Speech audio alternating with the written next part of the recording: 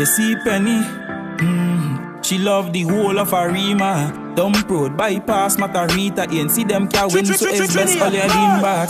The red team well bad like a gringo. Full support from Dump road and Pinto. We going all in cause we skillful. And anyway, Penny go, you know she team go. I saw the thing go, cause anyway she go, you know the team go. She make the hard work look simple, cause anyway she go, you know the team go. Penny going all in and you don't know. Pull up in the polls and she a vote, but she make the place happy when she touch road. Cause the red now we hard down to be sold. So don't make a mistake when you reach the polls. We saying it big and we stand bold, cause we care for the young, even the old. So just watch who win and when it done fold. The red team well bad like a gringo. Full support from Dump road and Pinto. We going all in cause we skillful. And anyway, Penny go, you know the team go. I saw the thing go, cause anyway she go, you know the team go. Make the hard work look simple, cause anyway she go, you know the thing go.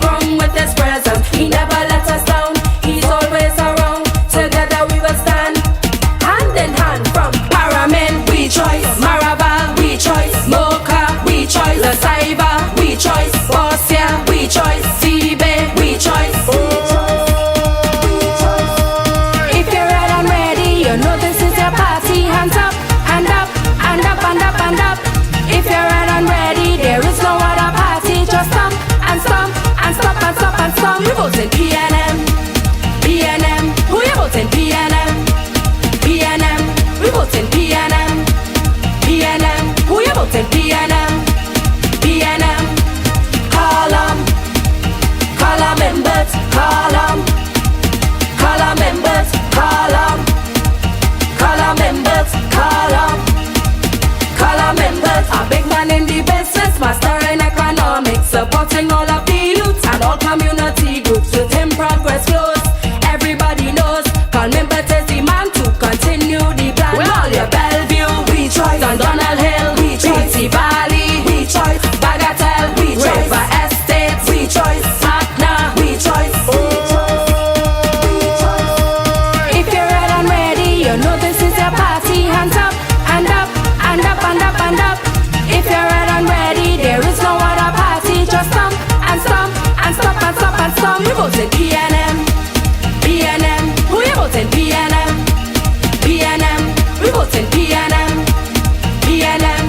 vote in PNM. PNM. Call 'em. Call 'em members. Call 'em. Call 'em members. Call 'em. Call 'em members. Call 'em. Call 'em members. Call 'em. We choice. Call 'em members. Call 'em. We choice. Call 'em members. Call 'em. We choice. Call 'em members. We choice. Call 'em members. If you're red and ready, you know this is your party. Hands up and up and up and up and up. If you're red and ready, there is no other party. Just stomp and stomp and stomp and stomp and stomp. You vote in PNM. PNM. Who you voting PNM? PNM. We voting PNM. PNM. Who you voting PNM? PNM. Call 'em. We choice. Call 'em members. Call 'em. We choice. Call 'em members. Call 'em. We choice. Call 'em members. Call 'em. We choice. Call 'em members. Call 'em. We choice. Call 'em members. Call 'em. We choice. Call 'em members. Call 'em. We choice. Call 'em members. Call 'em. We choice. Call 'em members.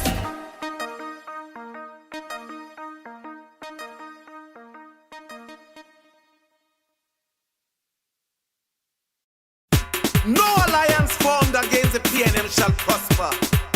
Soldiers, get ready for battle. Watch me. Your body says your sword. Come. Every vote have a value. That's what I've been told. So choose a party that come true. When you reach the pole with education, medication, transportation, and construction, we've been there, done that each year. It's no contract. Give chair, give chair. We proven character with no room for failure. Give chairs, give chairs. Look at here in a nation, say, jump and play with your body, say. We sharing licks, we going all the way. Jump and play with your body, say. All over town and in the country. Jump and play with your body, say. In all constituency. Jump and play with your body, say. Come in! We will beat them back. Your finger is your ammunition. Raise your body, say. Come! 50 years and still going. Strengthening this nation. And constantly showing progress in the region, improving housing, promoting shipping, new highway building, and just got the train line coming. We moving exact and making contact. Give chance, give chance. We on the right track, don't even look back. Give chance, give chance. Look at here in a nation, say, jump and wave with it. We sharing licks, we going all the way. Jump and wave with your body, say. All over town and in the country. Jump and wave with your body, say. In all constituency. Jump and wave with your body, say. Licks for them. Karani, Bangladesh, St. Joseph, we're not losing you this time. There is no such thing as a marginal seat. Bring in the voices. Jump and wave with your body, say. What we singing? Jump and wave with your body, say. We go beat them back. Jump and wave with your body, say. Licks for them. Jump and wave with your body, say. Play music. Walk out.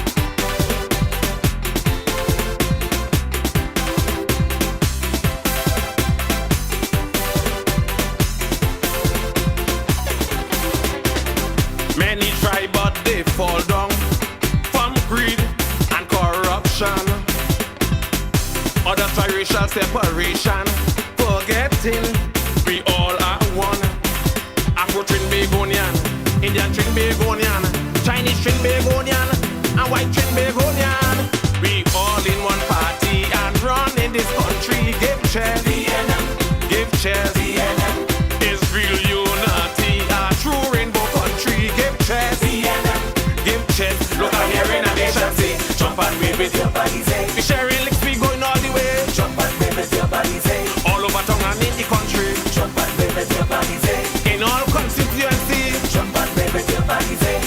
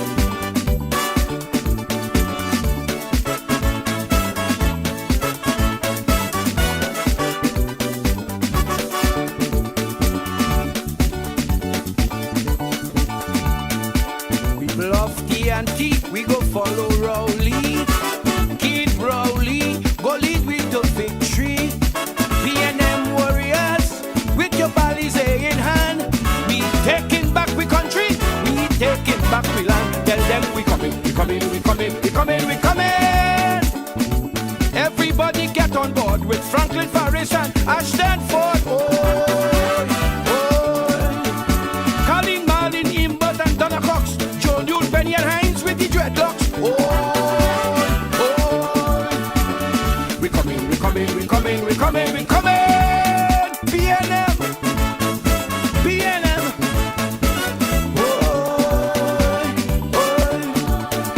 PNM, PNM.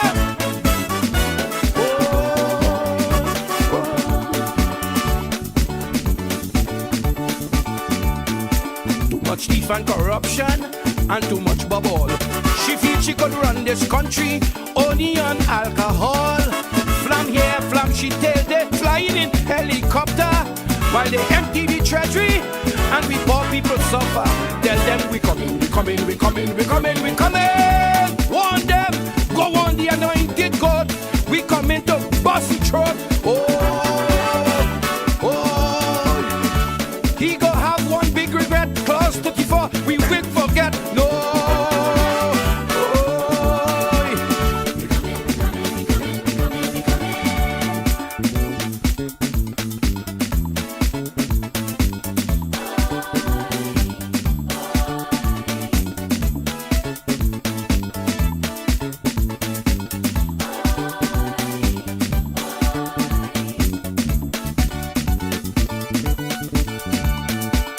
In 2010, they run we with victory. But PNM and dead, they just get we more angry. With a new constitution, re-energize the party. No stopping, we coming like the Energizer Bunny. Tell them we coming, we coming, we coming, we coming, we coming. Oh God, we come back to hang two Jack and Anil the Joker in the park. Tim Gopi single playing the fool. He can't even fix me school. They go Martin North. We coming, we coming, we coming, we coming, we coming.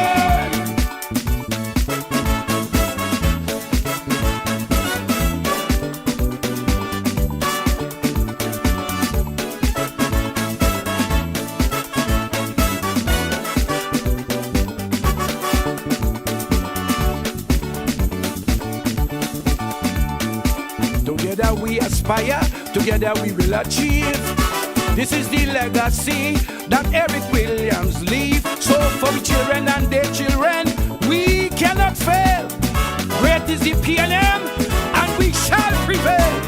We coming, we coming, we coming. This is PNM generation.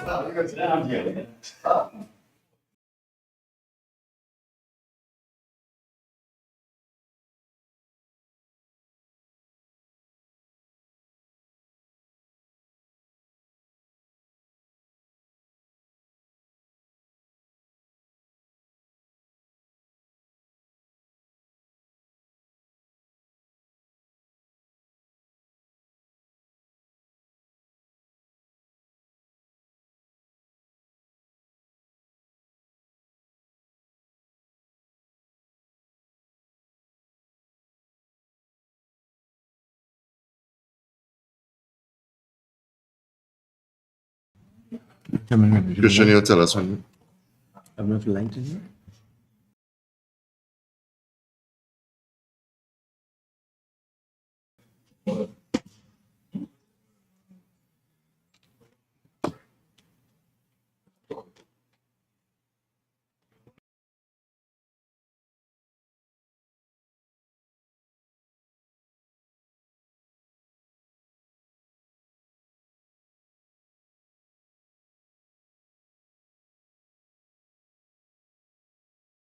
Of the media, good morning, or good afternoon rather, Trinidad and Tobago members of the media. Thank you very much for coming to this press conference, which was called by the Caucus of the People's National Movement to update the national population on what transpired during the budget debate at around 2 a.m. this morning. So I want to thank my colleagues on my left and right, MP Colm Imbert, Member of Parliament for Diego Martin Northeast, and MP Simon Di Nobrega, Member of Parliament for Diego Martin Central.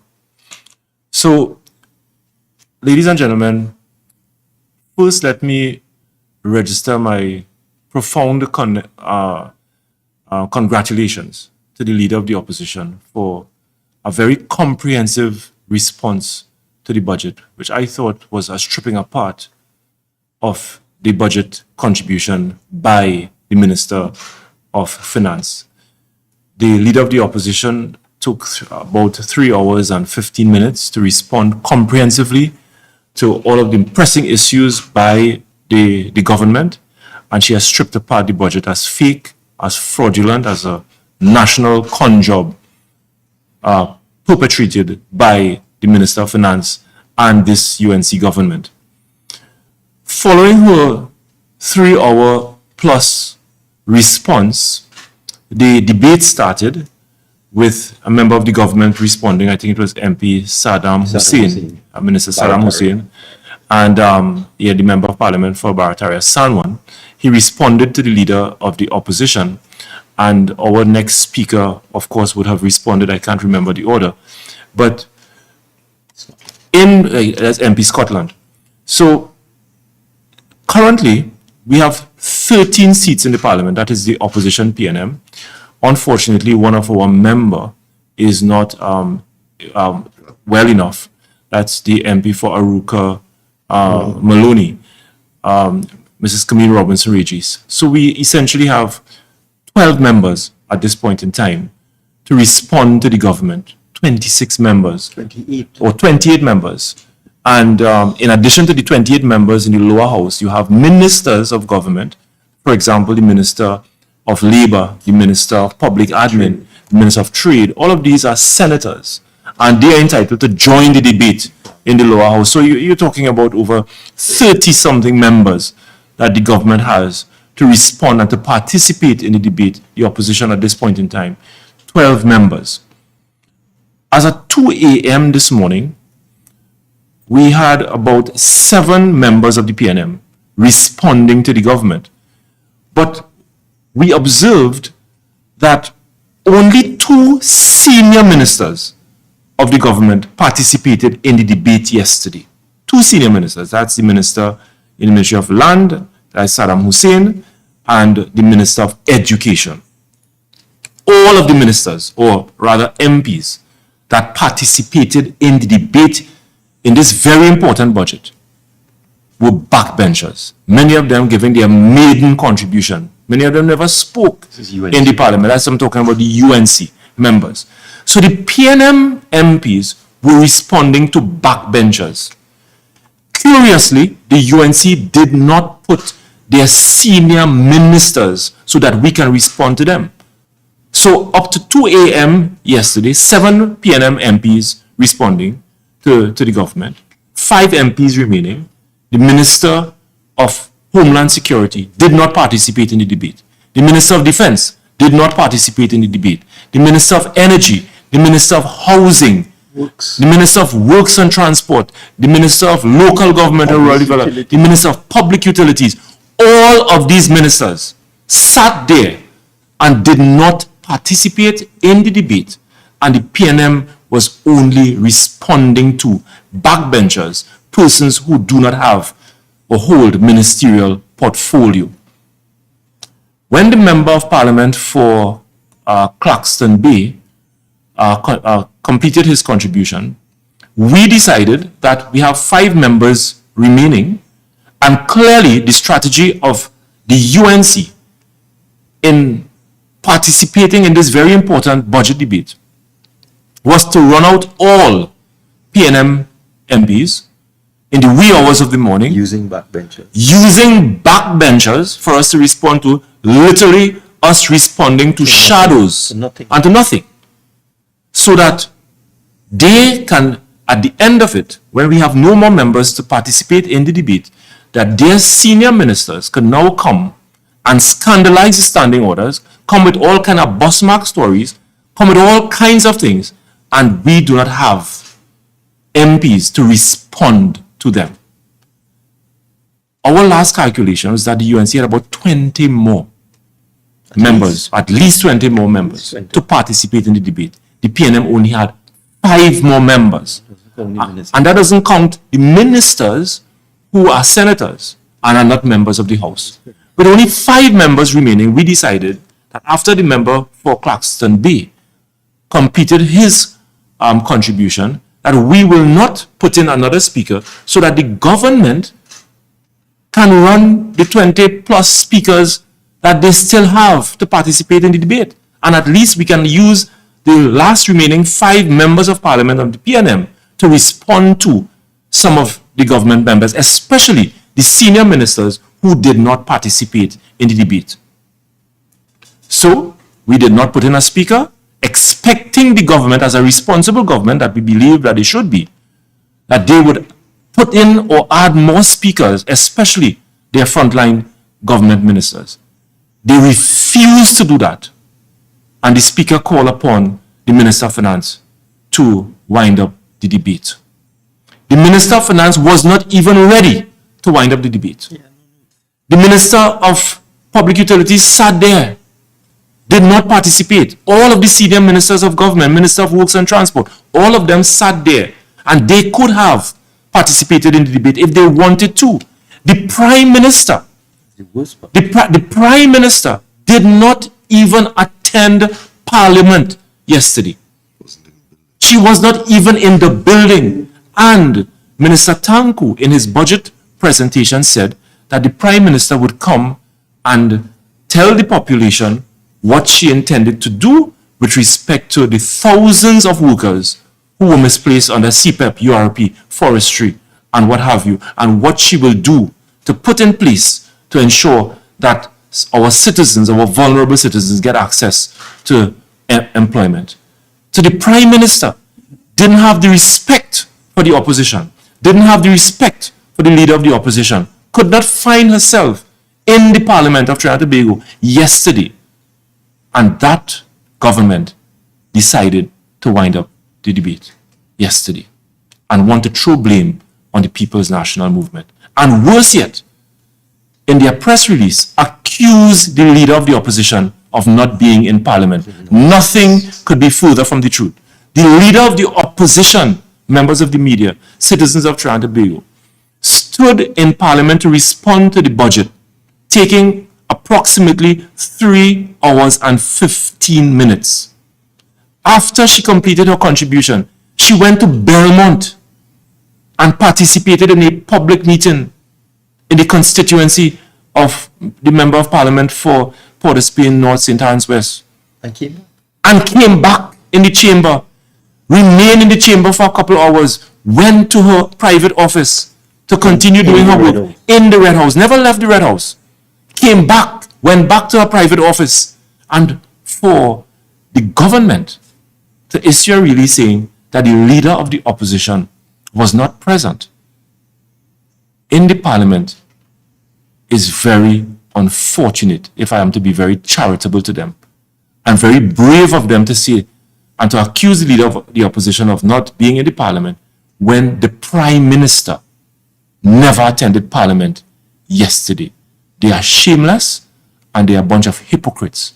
And the government, this government, must be told this is your first budget.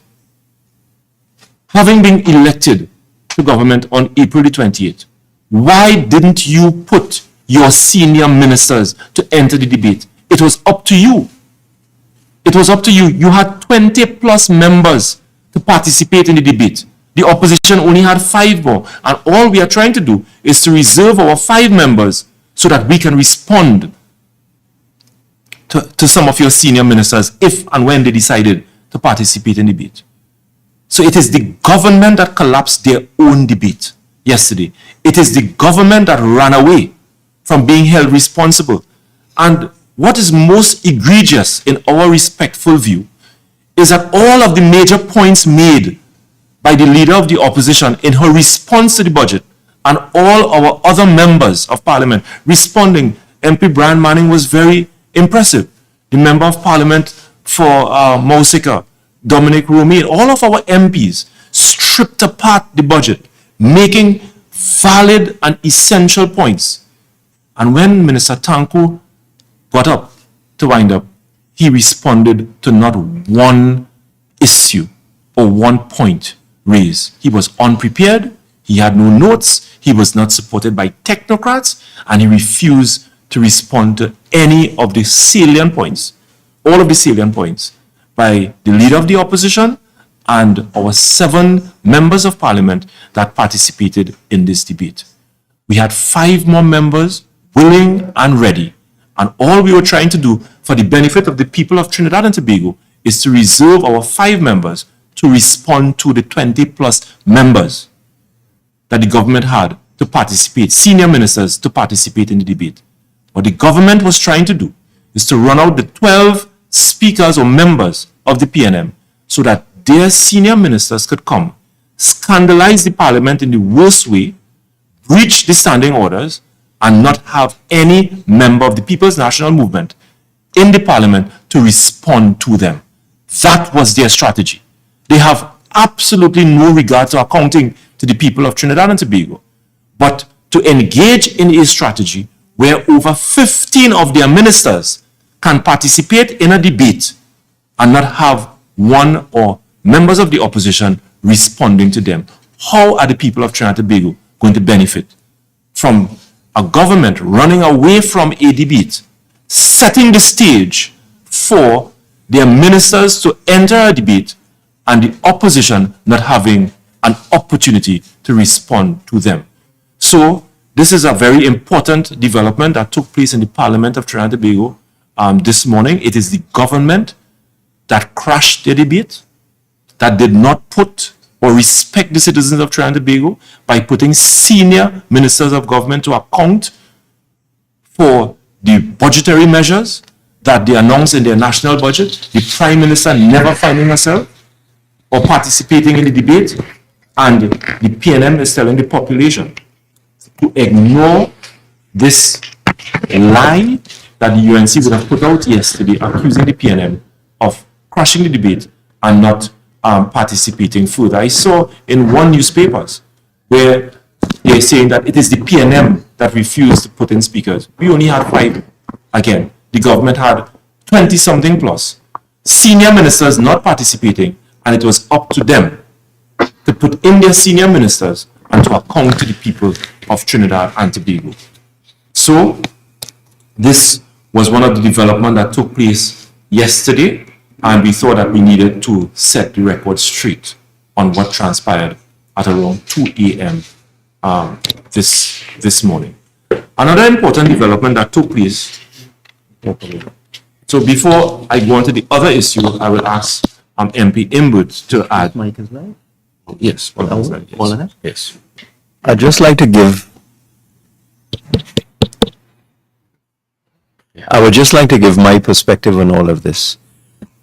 Clearly, the intention was that they would exhaust the PNM speakers, and then the Prime Minister in particular would come today, maybe 11 o'clock, 12 o'clock, or sometime like that, to say whatever she had to say. And there would be no opportunity on the part of the PNM to respond to anything she said. Clearly, when at 2 o'clock, we, not having heard from important ministers, because our debate is all about the plans and programs of the government for the next fiscal year. That's what a budget debate is. If you go back 40, 50 years, you'll see that.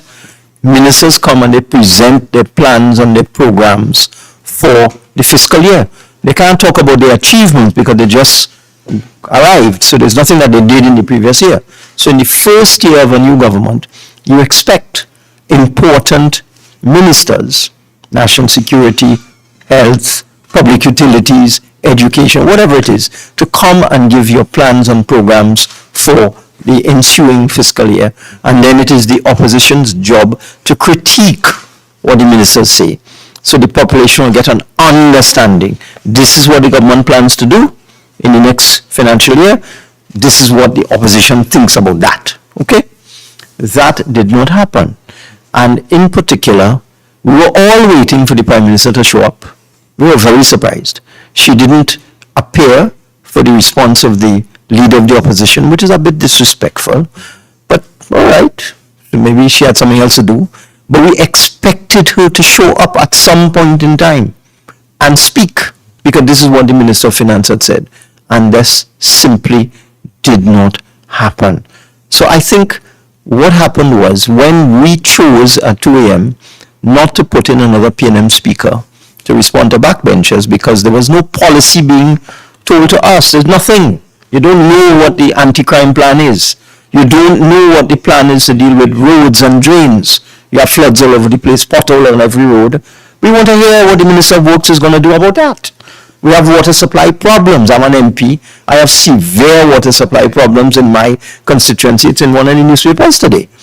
We want to hear what the Minister of Public Utilities is doing about that, about water shortages and so on. They said nothing. So that we decided, look, we're going to pause and let their frontline ministers tell us what are the government's plans and programs for 2026. They chose not to. They chose to deprive us and the population of an account of what they plan to do. And their decision to just scrap the debate, and in particular the Minister of Finance decision not to respond to the various discrepancies highlighted by the leader of the opposition with respect to the budget. There are a number of discrepancies that we feel are in the numbers, in the budget numbers. We also believe the true impact of the new taxes and so on are severe. And one would expect that the Minister of Finance, listening to the response of the leader of the opposition and listening to the contributions made by PNM MPs about the true impact of all these new taxes, the increase in the price of alcohol, the increase in national insurance contributions, etc., would have something to say, because it's a debate. So he wraps up and he responds. He didn't do that. So I think what happened was the government was just embarrassed. The Prime Minister did not get her chance to speak. The senior ministers did not get their chance to speak. Maybe they wanted a bus mark, but I consider that to be a bit trivial. I think it's more important that they did not get an opportunity to tell the country and to tell us what are their plans and program for 2026. So it is out of embarrassment that they failed to do what they are supposed to do in a budget debate, which is to educate, inform, and clarify the budget measures. The Prime Minister did not have her opportunity to expatiate and to tell us what's going on and what they're doing about the thousands of retrenched workers. I think they are embarrassed, and that's why they try to turn it around. And the idea of the leader of the opposition being absent is ludicrous. There's a photograph circulating on social media of the leader of the opposition in a deer lighting ceremony with the speaker at the Red House late last night. How could she be doing that if she wasn't there? So I just wanted to make that point, that it is clear they failed, they lost the opportunity to do their job, and they're trying to turn it on us. But that is, I'm sure, any right-thinking person will see through that. Okay?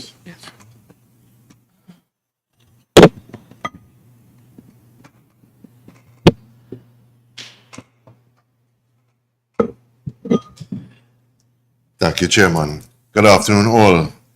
I just want to add to what both MP Gonzalez and MP Imbert have said. I joined a PNM government along with MP Gonzalez in 2020, in August of 2020. And this is now my 6th budget debate, 5 under the PNM and 1 under the UNC. In every single one of those 5 budget debates, we were instructed by the Prime Minister that we were to prepare to come to Parliament to speak about what is happening in our ministry. And that included the budget debate of 2020, which would have been weeks after we had entered our respective ministries. We need to understand as a nation the importance of Parliament. Parliament has an oversight role and function, but Parliament is also the place where ministers come to discuss policies, and of course the opposition adds their voice to the debate, sometimes to point out where the gaps are, to help to close those gaps. And that is a critical function, particularly in a budget debate. It is not an easy exercise. But we also saw this during the mid-year review.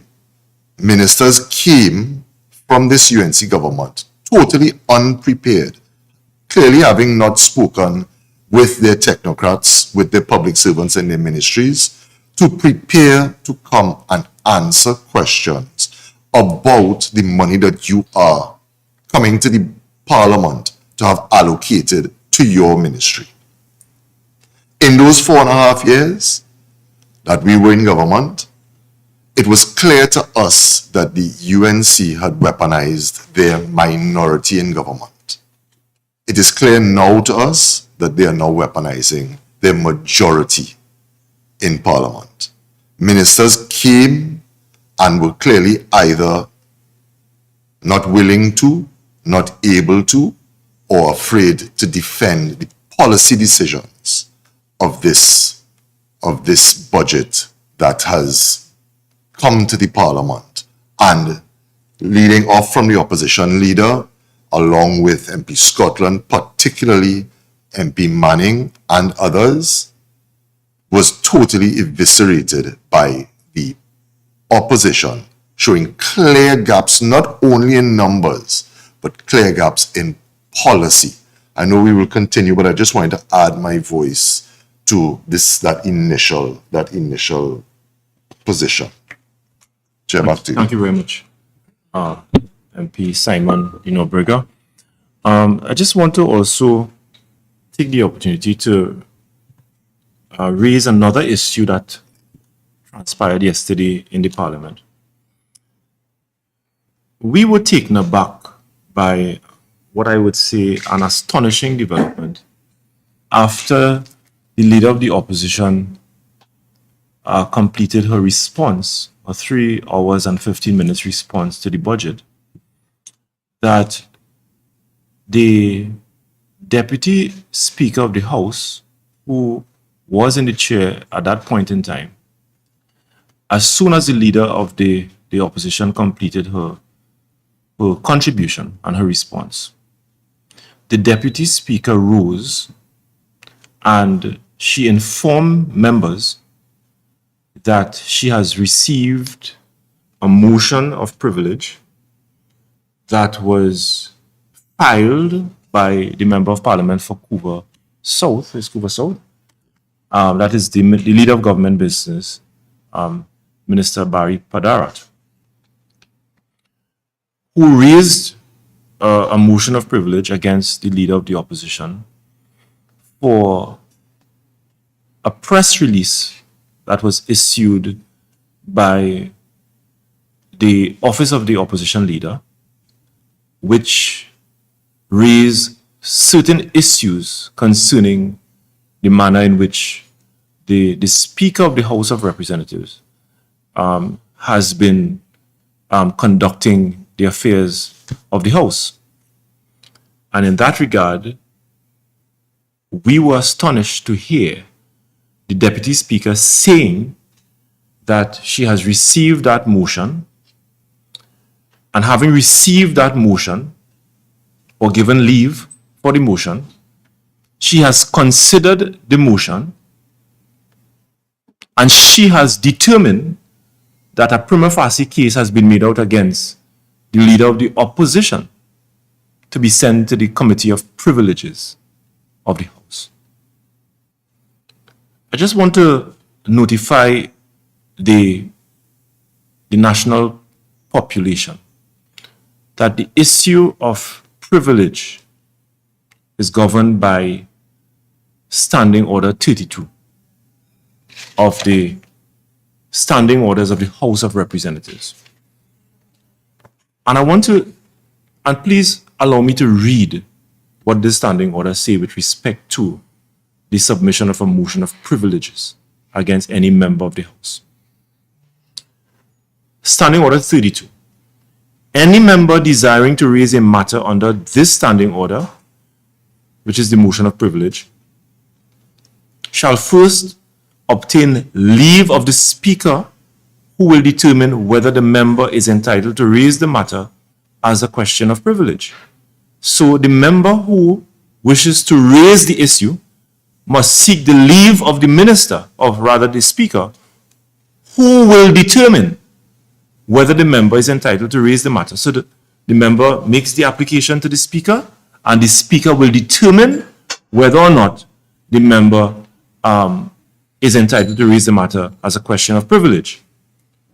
Subsection 3 of the standing order states, and I quote, if permission is given by the speaker, or in this case the deputy speaker, under paragraph 2 of this standing order, the member so permitted may raise it at any time after questions and request that the matter be referred to the Committee of Privileges. And then it goes on to say that no debate shall ensue on a matter raised under this standing order, but if the speaker decides that a prima facie case has been made out, he shall so state and refer the matter to the Committee of Privileges. Ladies and gentlemen, we were astonished because first, we weren't aware that any member of the House had approached the speaker requesting leave to raise a matter of privileges on the floor of the Parliament. And if that is the case, and the speaker grants the leave, the member reads out the motion on the floor of the Parliament. Behind closed doors. Not behind closed doors. It is not a kangaroo court. It is nothing that you have to do in secret. But it appears that in this case, all of these things were shrouded in secrecy in some dark room in the Parliament that we have to discover where it is located. And what makes this matter more astonishing and perhaps scandalous is that the deputy speaker said that having received the motion, she has determined that a prima facie case has been made out against the leader of the opposition. We sat in the Parliament on the last 2 occasions and we checked the records and we did not see in the records of the Parliament where leave was sought to raise this matter on the floor of the Parliament. But here we were yesterday, the Deputy Speaker informing the entire Parliament and the world that she gave leave, she granted leave, the matter was raised, and she considered. It wasn't raised. Well, she said that it was raised. It was never raised. But it was never raised. It was never raised. We checked the Hansard, and there's nowhere on the record of Hansard that this matter was raised in accordance with the standing orders of the Parliament by the member for Couva South, the Minister of Public Utilities. But yet the Deputy Speaker said that she considered the matter and she determined that a prima facie case was made out and referred the leader of the opposition to the Privileges Committee. I want to tell you, members of the media, this is just not a procedural flaw. This is not a procedural irregularity. It is a scandalous disrespect for the standing orders of the Parliament of Trinidad and Tobago and a public lynching of the leader of the opposition and a member of Parliament in the Republic of Trinidad and Tobago. Immediately following her response to the budget. And that should concern every citizen of Trinidad and Tobago. It was well planned. It was well choreographed. They knew exactly what they were doing. And they were prepared to breach the standing orders of the Parliament of Trinidad and Tobago to create a distraction and to publicly lynch the leader of the opposition. And I want to remind members of the media and the citizens of Trinidad and Tobago, the UNC's tenure between 2010 and 2015, they have a track record of using the standing orders of the Parliament of Trinidad and Tobago to attack members of the PNM.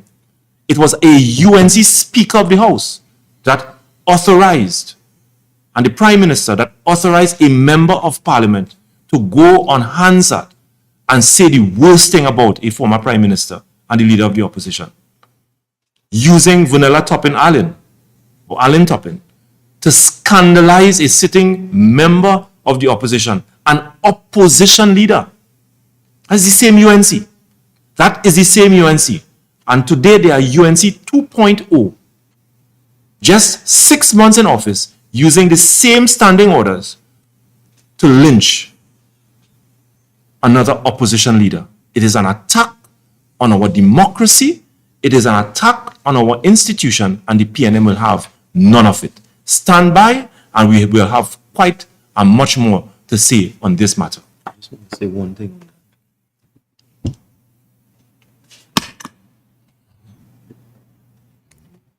We also view it as a distraction. It was obviously intended to take away from the response of the leader of the opposition.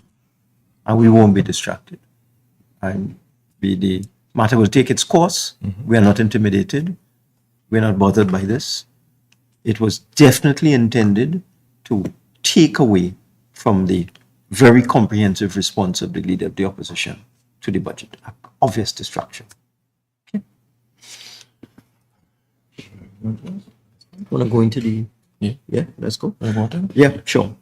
One of the reasons why we call this press conference is that there are some things we wanted to say, but we were not allowed to say last night. I've prepared a handout, I'll give it to you. But there's just one important point I would like to make. You would have heard from the leader of the opposition that we're of the view that the budget estimates are inflated, revenues inflated, expenditures understated, and therefore the numbers are impossible. And the effect of that, unfortunately, because they've overstated revenue, inflated it, they've understated expenditure, depressed it, when they have to make payments that they must pay. Because in the budget documents, this is something, and you know, it is so ironic. There are commentators in this country. When the PNM was in government, if we say, 10 of them out in the media, on the radio, in the papers, they had a lot to say. There are things in this budget which are obvious to any experienced practitioner, any experienced financial person, any experienced economist. For example, the government has deliberately understated the amount it will have to pay for servicing the public debt. If you look at the numbers over the last 5-7 years, the amount that the government pays to service its loans, its public debt, is approximately $12 billion a year, more or less. 13 billion some years, 11 billion some years, averaging 12.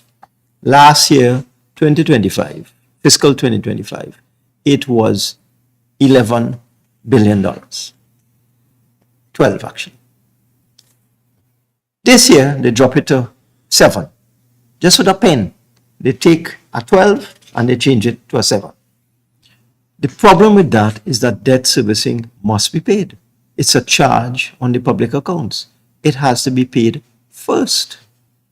Before you pay anything else, you have to make your debt service payments. So that 5 billion that they took out with creative accounting from the documents, that they put back in. Now, when they put back in that 5 billion, they will either have to increase the deficit by borrowing another 5 billion to pay for that, or they'll have to cut back on a lot of the things that they said they're going to do in 2026. I expect the latter. I expect them not to be able to do most of the things that they claim they're going to do in 2026, because they have to spend that 5 billion that they have, let's call it deceitfully removed from the estimates. That has to be spent. That's the first problem. The other problem is what they're doing with national insurance. The increase in national insurance, the 45% increase, the increase for the average worker from $350 a month to $500 a month for NIS, is allegedly based on something called the 11th actuarial report of the actuaries of the National Insurance Board. Now, these actuaries, they report on a regular basis. The 11th actual report was completed at the end of June 2020. And it made all sorts of predictions and projections with respect to the National Insurance Fund. And it said that unless the government does something drastic, the National Insurance Fund will be exhausted and totally depleted by 2033, in 13 years. However, that was at the middle of the COVID-19 pandemic. And those of you who were here, you will know what happened during COVID. People lost their jobs, businesses closed down, people stopped paying national insurance. They couldn't because they had no job.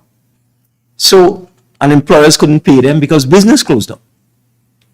So the actuaries made estimates based on a very extreme situation in the middle of the COVID-19 pandemic. So they estimated that the number of contributors, that is the people who pay national insurance, would decline drastically. The number I have is that they estimated that by 2024, the number of persons paying national insurance would have declined to 423,000.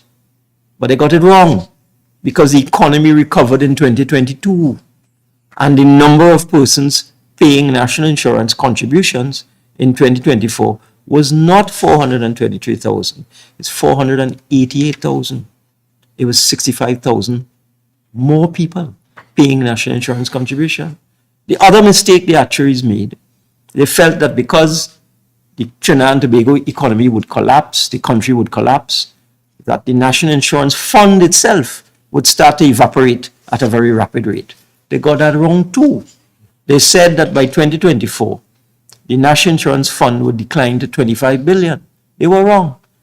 It didn't go to 25. It went to 28. In fact, it went up during the 2023 period. So they got it totally wrong.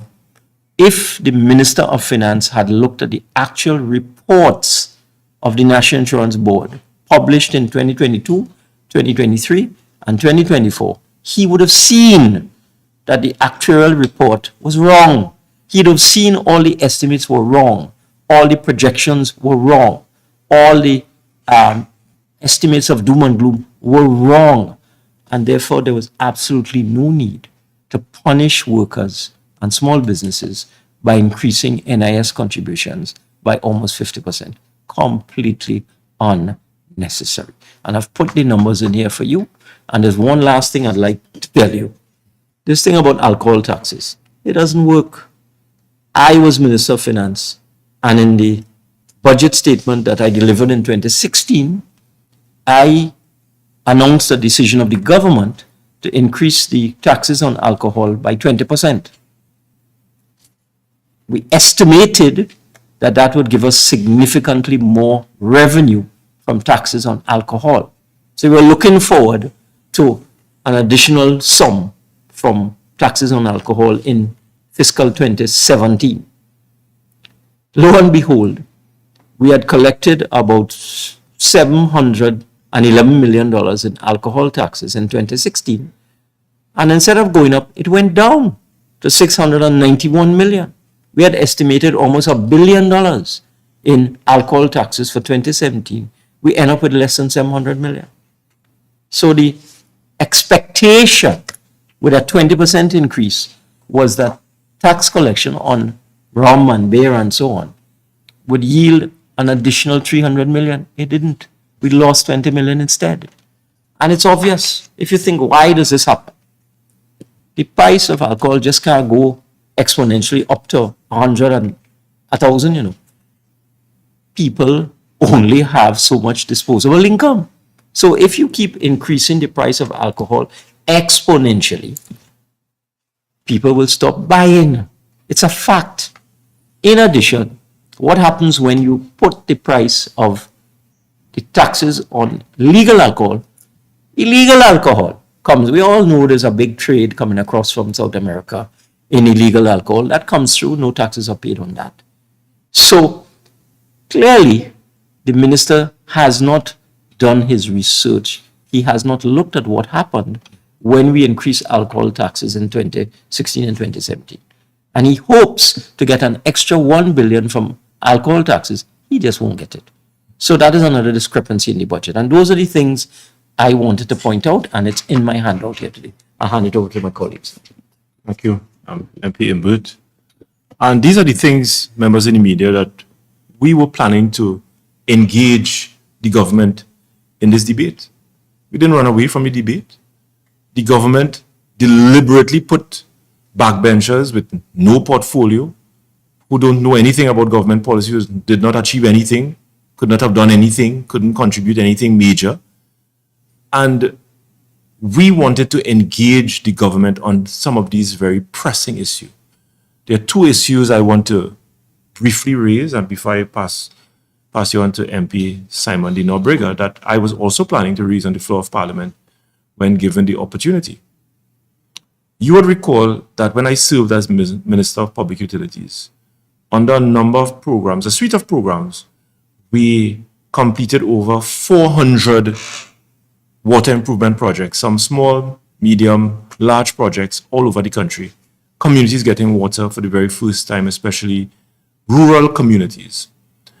One of the projects that we put in the Ministry of Public Utilities Development Program is a line item that is called the Northwest Water Improvement Program.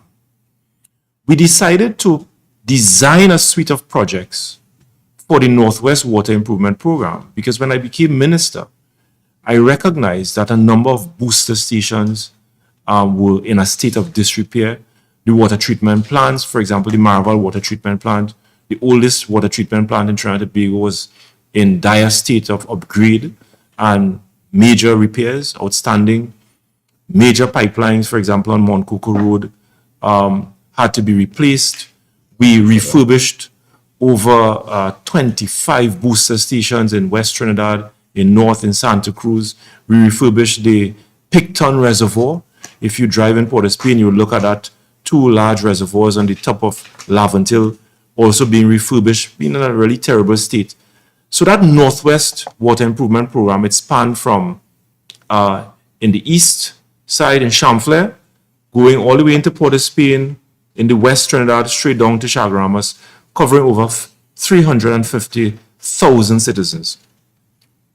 And over the last 3 or 4 years, we use allocation in our budget to get the funding to continue those upgrades throughout Northwest Trinidad.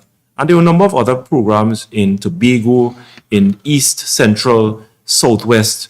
Each program designed to respond to the challenges of the various districts around Trinidad and Tobago.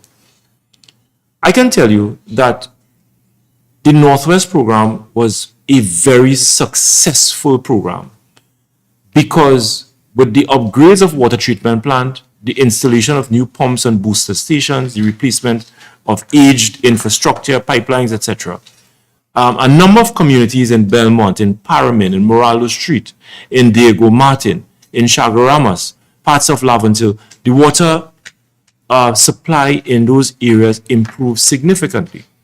And before we left the government, there were a number of other projects to be completed under the Northwest Water Improvement Program. The completion of that upgrade and refurbishment of the Maraval water treatment plant, which, when it is completed, will impact and improve the supply of water to over 15 to 20,000 people in Maraval, Upper Maraval, Hale Park, in La Saiva, in parts of Port of Spain, St. Anne's, Cascade, Fairways, just to name a few. I was astonished that this government, similar to what they did with the regional corporations in PNM regional corporations, they've decided to put not $1 in that Northwest Water Improvement Program, putting in jeopardy those projects, those ongoing projects in Maraval, at the Maraval Water Treatment Plant, the upgrade of aged infrastructure in Diego Martin, the replacement of booster station in Covine Road and in parts of Piti Valley. This government decided not to put or allocate $1 to the Northwest Water Improvement Program. and as a matter of fact, have already diverted resources from that program to other parts of Trinidad. And that is the reason why, if you look at one of the newspapers today, you would see people are complaining in Covine, in Diego Martin, in parts of Pity Valley. And this morning I open the papers, I see people in La Saiva complaining. Those people are served by the Maraval water treatment plant. And I want to warn the population. That all of the improvements that we would have made in Northwest Trinidad over the last 4 years will be completely reversed. And the water supply of over 350,000 people in Northwest Trinidad will be placed in jeopardy because of this wicked, cruel, and discriminatory government. The last point I want to make on public utilities is the surcharge, this increased surcharge for TNTEC for commercial and industrial customers. This government campaigned that they will not increase electricity rates in Trinidad and Tobago. As a matter of fact, when the RIC was doing its consultations, a lot of the UNC MPs went to these consultations and were very disruptive. They dragged coffins, they threatened the executive directors and the staff of the RIC, and they were very disruptive. At the end of the process, the RIC completed its report, submitted it to the PNM government, and we were considering it up to the time the election was called and we left government. The UNC campaigned that there will be no electricity increase in Trinidad and Tobago. And in August of this year, the Minister of Public Utilities said that the cabinet scrapped the RIC report. He said that the cabinet scrapped the RIC report. The Minister of Finance announced in this budget that the government has decided to impose an electricity surcharge, increasing the rates for commercial and industrial customers. Ladies and gentlemen, the government of Trinidad and Tobago and the cabinet of Trinidad and Tobago does not have the authority to increase electricity rates in this country. The only body and the only authority that has the power to make final determination to increase rates for water and electricity is the Regulated Industries Commission.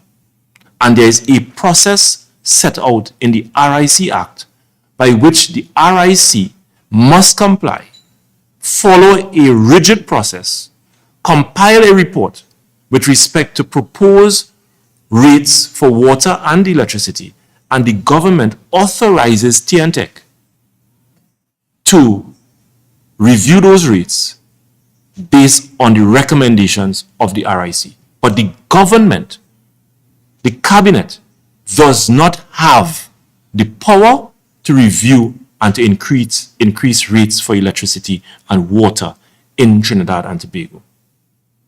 The Minister of Finance did not say whether the government was reintroducing parts of the last RIC report, which the Minister of Public Utilities claimed was scrapped by this cabinet.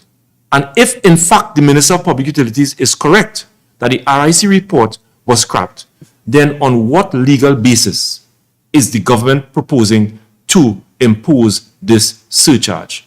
It is not catered for under the TNTEC Act, and of course the RIC Act only give the RIC the power to review rates for water and electricity in Trinidad and Tobago.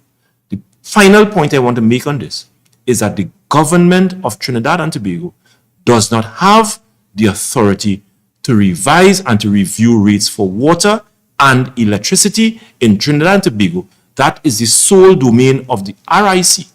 Compiling a report, all the government can do is to authorize TNTEC to recover those rates as approved and recommended by the RIC. The Minister of Finance is saying that the government intends to raise $396 million from this electricity rate increase. $396 million. How is TNTech going, if in fact they find a way to do it within the confines of the law, how is TNTech going to remit those funds to the consolidating fund? What is the mechanism? What is the process? TNTech is already operating at a deficit.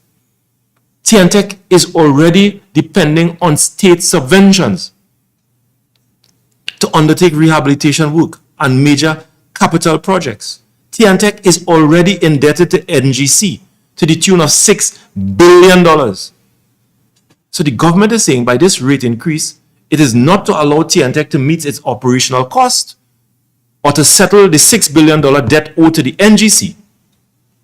But they are going to take that money and find a way for TNTech to send that money to the consolidated fund.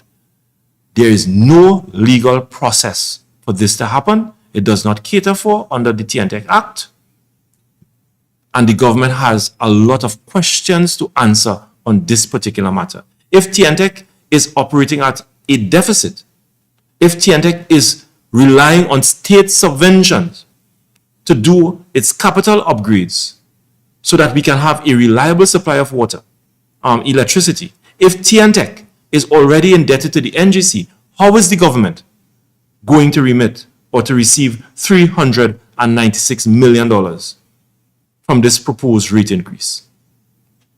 So these are very serious issues that we would like to put in the public domain, and the government has a responsibility to tell the people of Trinidad and Tobago that when the Minister of Public Utilities informed the country that the RIC report was scrapped, whether they went back into the bin, recovered the report, and they are now seeking to reintroduce this scrap report to the people and on the people of Trinidad and Tobago, contrary to their campaign promise.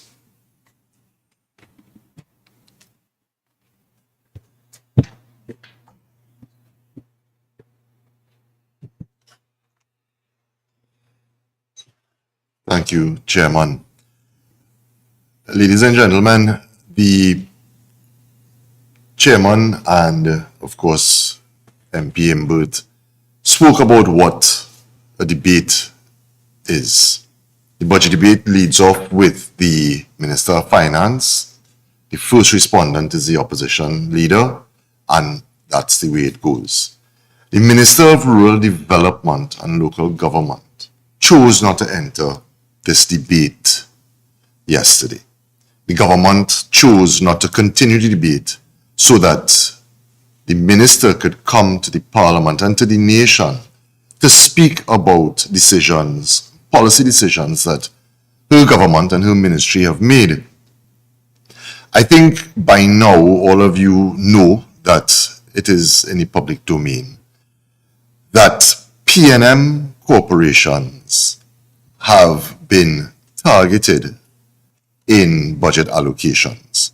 I want to congratulate my young colleague, Kareem Marcel, the MP for Laventille West, who came to the Parliament yesterday on his birthday and took the minister to task over some of the decisions that were taken in terms of policy. But I also want to note that in a 3-hour plus budget presentation by the minister and a 66-page budget document, the minister spent about a minute, and the document has 3 paragraphs dedicated to local government. Now, like MP Marcel, like the minister, I have also come from local government. So it's something I'm actually passionate about.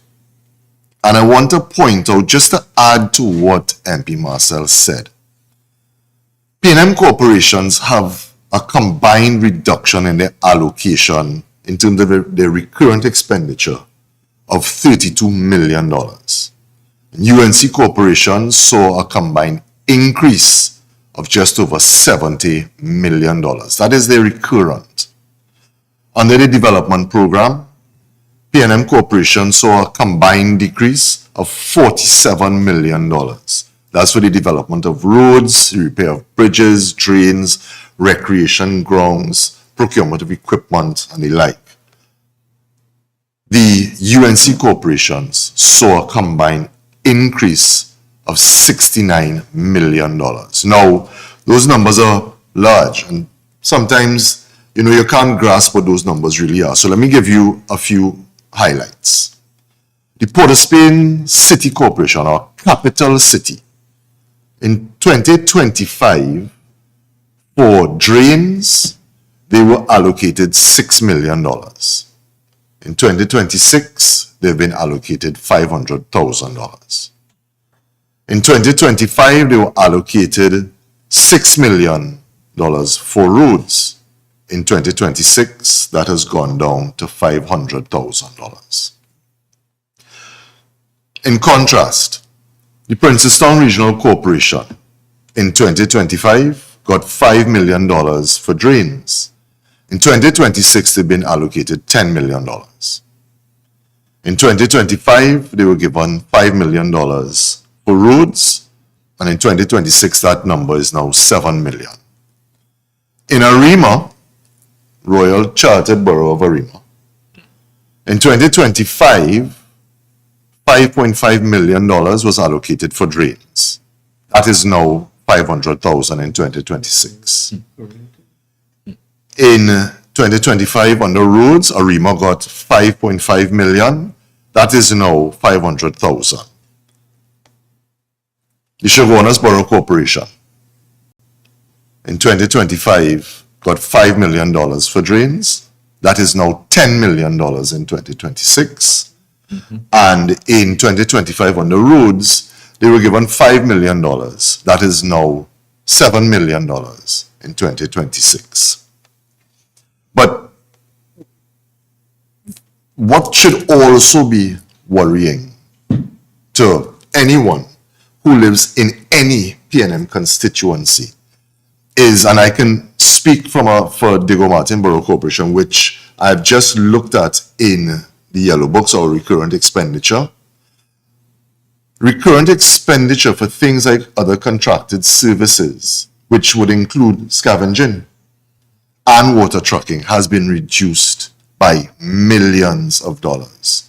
So what does that mean for someone who lives in Maraval, in Dibé, in Cocorite, in Belmont, in St. James, in any community in a PNM constituency? That means that you can expect, one, your garbage collection to be severely impacted.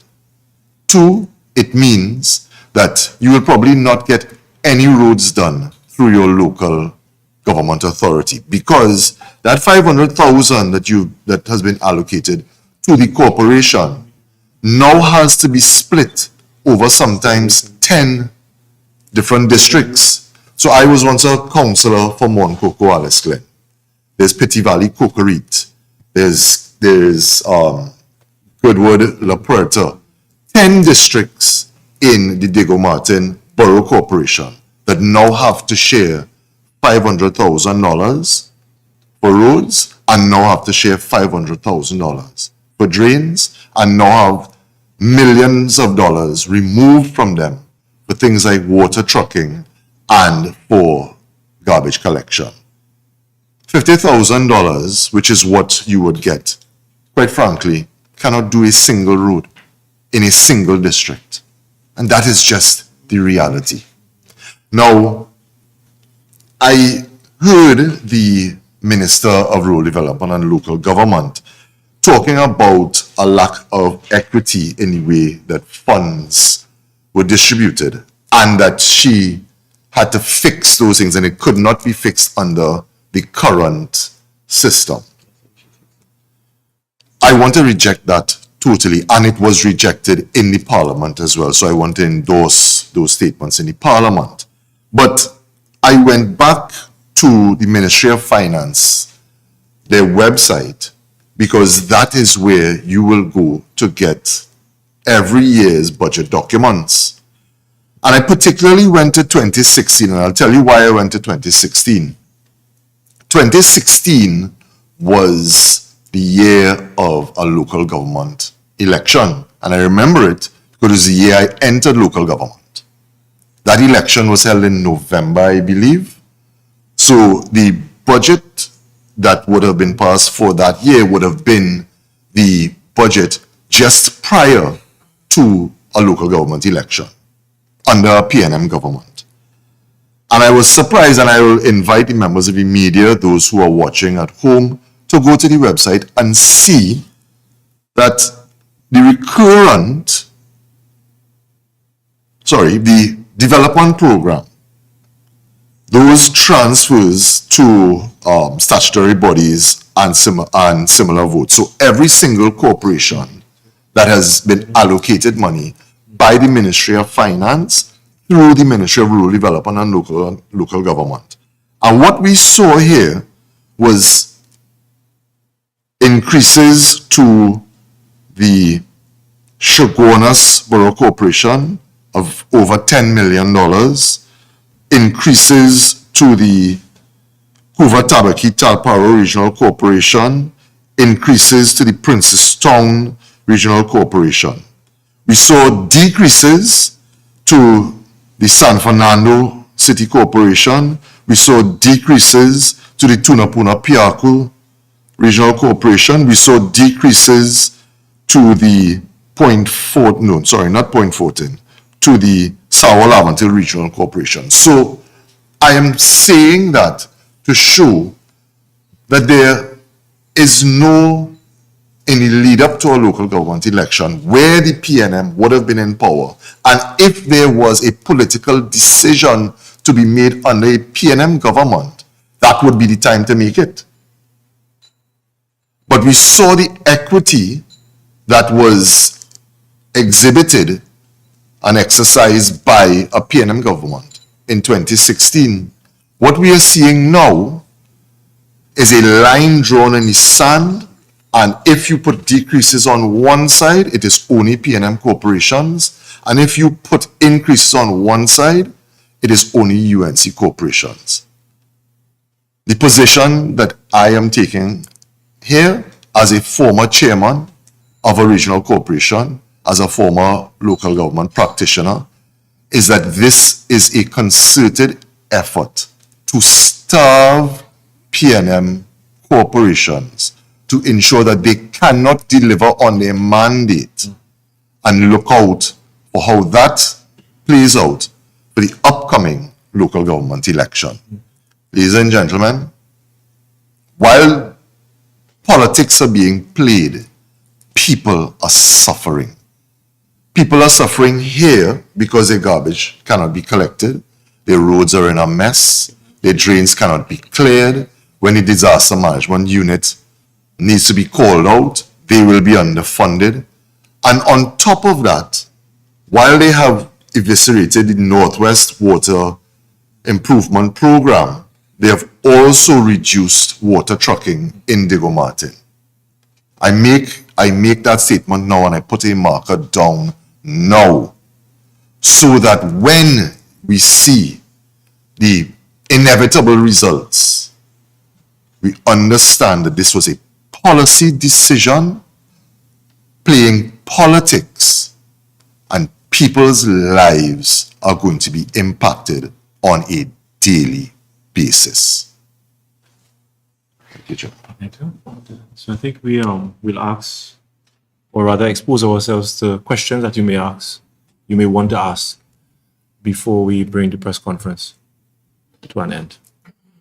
Hi, good afternoon, everyone. Shades from the media. Parliament, especially debates, trends, I have always had the impression, so this is a very admirable. Parliament, especially in terms of debates, I feel has always had a certain adversarial tone to it. But I get the impression that because of these latest incidents here, that it's taken a step further here. Because of what we've seen, not just in terms of what transpired in the last 24 hours, but also there was a very heated exchange between MP Marcel and Mr. Farrar, I think it was last week, there were, a lot of other issues like this. We all foresee on the PNM side that these next 5 years are going to have a lot of no confidence motions, a lot of walkouts and so on.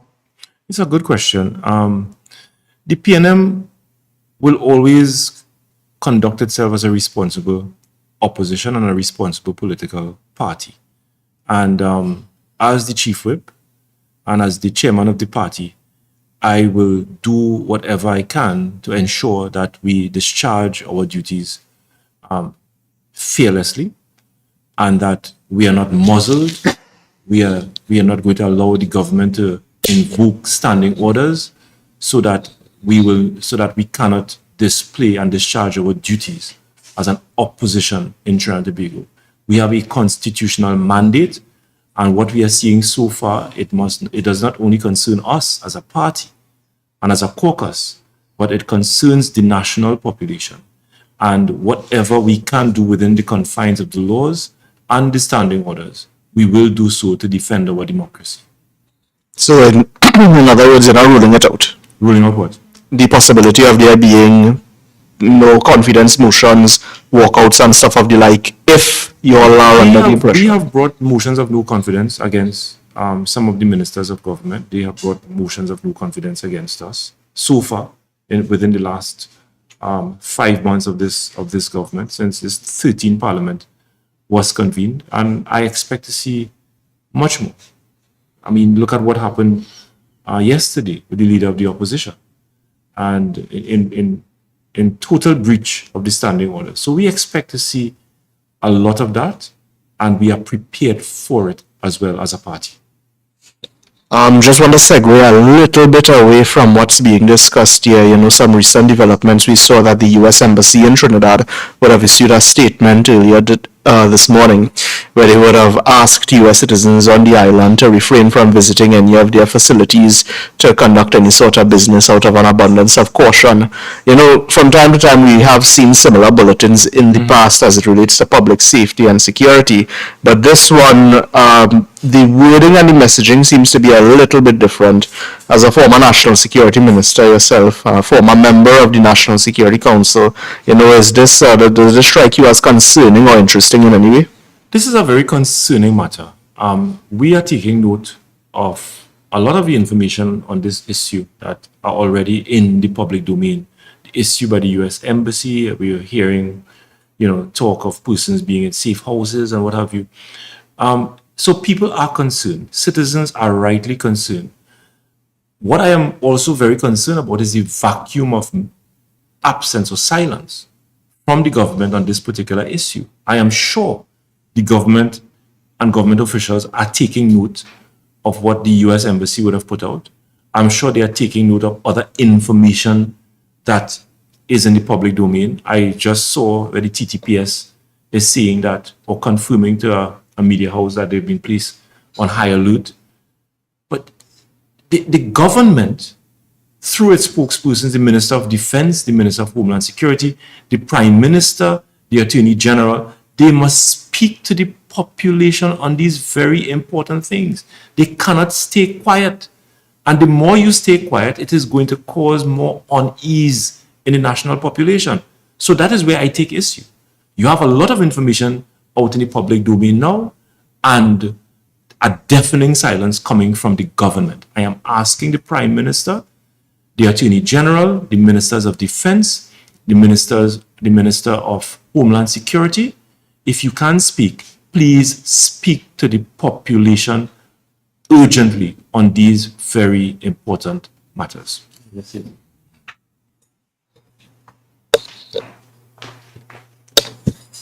Over the last 5 months, I've observed a phenomenon where the media asks the opposition to explain things that the government should be explaining.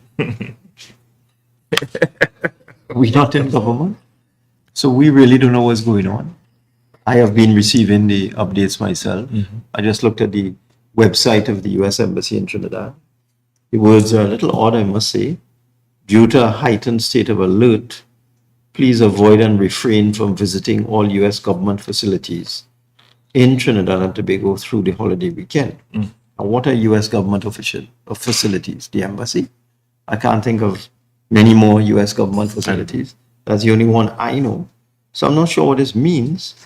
But what happens when something like this is issued? It spawns all sorts of rumors and conspiracy theories. I'm sure you've seen it all over the internet, all sorts of theories, all kind of, panic and that sort of thing. And it's the government's responsibility to deal with this. It's not us. We don't know what's going on. You need to ask the Minister of Homeland Security, the Minister of Defense, the Attorney General, and most importantly, ask the Prime Minister. We haven't seen her since when? About a week. It's about a week. Yeah. We haven't seen the Prime Minister for a week. We expected to see her yesterday. We didn't see her. So I would respectfully request the media to ask us. We might know, but in this case, we don't know. Ask the government, please. And the point made by Mr. Gonzalez is very, very important. There's an information vacuum, silence. There's an absence of communication. All of these things spreading all over social media, panicking the population. I mean, the amount of messages I have received from my own constituents and my family, worried. And you're not hearing a word from the government. So I urge the media, please try your best to get the government to tell us what is going on, if anything. Okay? Before I ask MP Di Nobrega to come in here, a week ago we were in Parliament debating a recommendation by the Service Commission, the President, for the appointment of acting police commissioner and acting deputy police commissioner. During my contribution, I took issue with the Commissioner of Police and a Deputy Commissioner of Police leaving the jurisdiction at this point in time in this country, in the midst of a state of emergency, in the midst of a murder spike, instability taking place in the Trinidad and Tobago Regiment, in the Trinidad and Tobago Defense Force, the firing. Even yesterday, while we were in Parliament, I heard that the commanding officer of the regiment, who was sent on leave, cancelled 48 hours. He was sent back on leave yesterday. And when I took issue with the Commissioner of Police and the Deputy Commissioner of Police leaving this country at this point in time, I was prevented from prosecuting this matter. And here we are today, where the Trinidad and Tobago Police Service is confirming to the media, based on what I'm seeing, that they have been placed on heightened alert. Again, give credence to the concerns that I have raised a week ago, that we are in a state of emergency. These are not normal times, and we need the heads of our national security to be on the job to protect the citizens of Trinidad and Tobago. Shane, just to address a few things that you've raised there, right? I am a former Minister of Communications, and one of the things that we were very proud of is that we created channels for communication from central government, outside the ministries themselves, from the Office of the Prime Minister via Facebook pages, WhatsApp channels, Instagram, Twitter, all of these things. I have perused it in the same way as MP Mbut. There is nothing that exists anywhere here. The Prime Minister, who is the head of the National Security Council, has not spoken. The Minister of Homeland Security has not spoken. But it reminds me of what happened when the state of emergency that we are still under was declared. Many of us woke up to find out we were in a state of emergency. Not a word came from the line ministers responsible for it or the Prime Minister. It was left up to the then Commissioner of Police, hours later, to come to the population to speak about it. When you have vacuums of information like this, unfortunately, rumor, anxiety, conspiracy theories run rampant. Nature abhors a vacuum. And of course, people will find ways to fill that. A responsible government would ensure that they were in front of this immediately. The Minister of Foreign Affairs, the Prime Minister, the Minister of Homeland Security should have all been in a place to speak to this and to assuage any fears that the population may have, because this is now becoming a hot topic in the country within the short time that we have been in this press conference.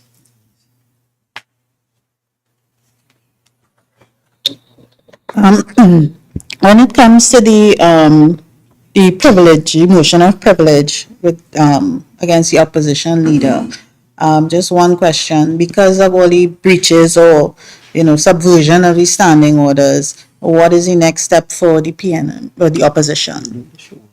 We just wanted to tell you that we intend to pursue certain courses of action on this particular issue, and once we pursue those courses of action that we intend to do, we will inform the national population, but we don't want to say much more on this issue at this point in time. That's it. Okay, so thank you all very much.